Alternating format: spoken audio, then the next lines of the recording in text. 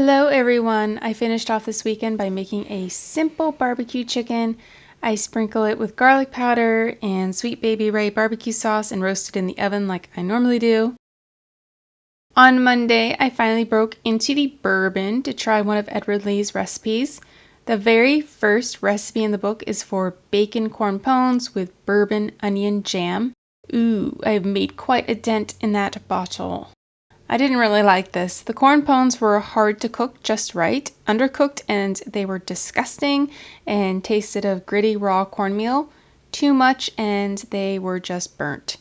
The onion bourbon jam was cloyingly sweet. It still looks really pretty though. I'm using some beef I bought on sale to try out this Belgian beef stew recipe. The beef is prepared similarly to boeuf bourguignon. Each piece is floured and then browned in oil. The onions are cooked in the same pan, then garlic and a beer.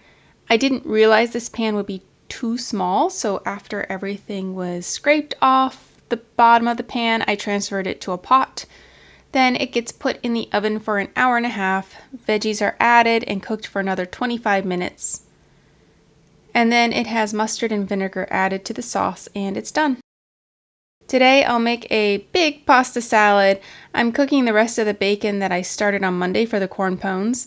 I'm adding in an extra step by stir frying the cooked bow tie pasta in the bacon pan. I think this will make the pasta taste even better. Cherry tomatoes and lettuce were rinsed in the sink. I'm adding a chopped up English cucumber. I shredded a rotisserie chicken to add to the salad, a can of black olives.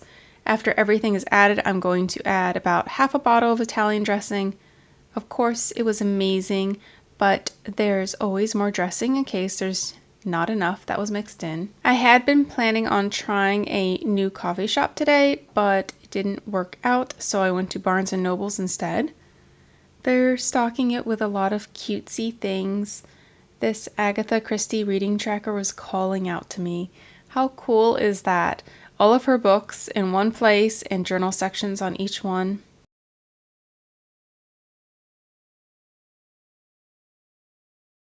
I'm so in the mood for some cookies, so I pulled out my grandma's recipe for oatmeal cookies. I also really need to use up all of the oatmeal we have. These cookies are very much like a sugar cookie, but with oatmeal added to them. Yay, I got to try out a new bakery. Well, it's not new per se, but it's new to me. It's Pastiche Fine Desserts in Providence. We're going to try the raspberry almond cake and a banana cream torte.